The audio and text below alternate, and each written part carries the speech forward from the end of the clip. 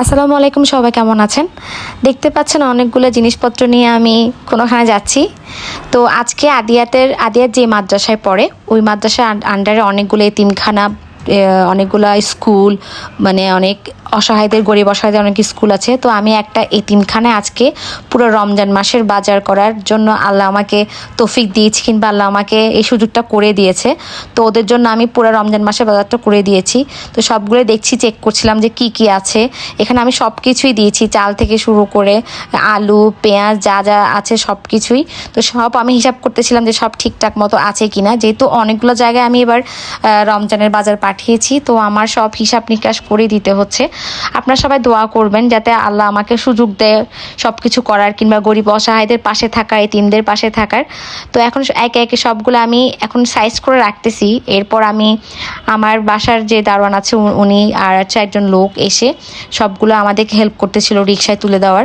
আর যে এতিমখানা আছে ওখান থেকে একজন লোক আসছিল সবগুলো নিয়ে যাওয়ার জন্য, মানে সবাই হেল্প করছিল। এরপর আমার ছেলেও নিয়ে যাচ্ছিল, আমিও নিয়ে যাচ্ছিলাম, সবাই মিলে সবগুলা জিনিস হিসাব করে নিয়ে যাচ্ছি। আসলে রমজান মাস আসলে সবাই মোটামুটি আমরা চেষ্টা করব যে সবার পাশে দাঁড়ানোর জন্য, যাতে সবাই রমজান মাসটা ভালো করে পালন করতে পারে।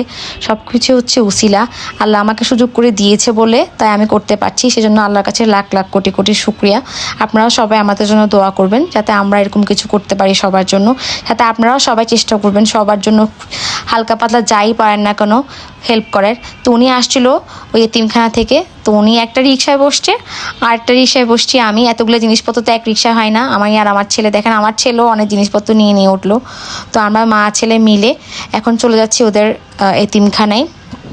যেহেতু সন্ধ্যা হয়ে গিয়েছিল, দিনের বেলা ওরা আসতে পারবে না, পসিবল হবে না, তাই আমি সন্ধ্যায় গিয়েছিলাম এতিমখানাতে একটু ভিতরে। ওখানে অনেকগুলো ছেলে, অনেকগুলো টিচার, সব কিছু সব মিলে অনেকজনই ছিল।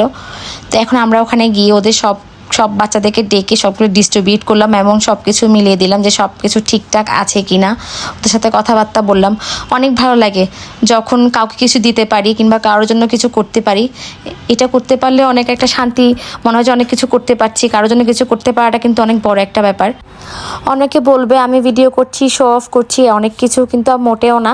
শো অফ করতে চাইলে আমি অনেক কিছু শো অফ করতে পারি, যেটা আমি করি না, এটাতে বেশিও করতে পারি। যেহেতু আদিয়াতের বড় হুজুর বলেছিল আপা আপনি ভিডিও করবেন, শেয়ার করবেন, যাতে আপনার ভিডিও দেখে আরও অনেকেও উৎসাহ হবে, সবাই একটু সব কিছু দিবে, দান খয়রাত করবে, সেজন্য ভিডিও করা। তো সবাই আমাকে জানাবেন আমার ভিডিওটি কেমন হয়েছে। সবাই ভালো থাকবেন। আল্লাহ হাফেজ। আসসালামু আলাইকুম।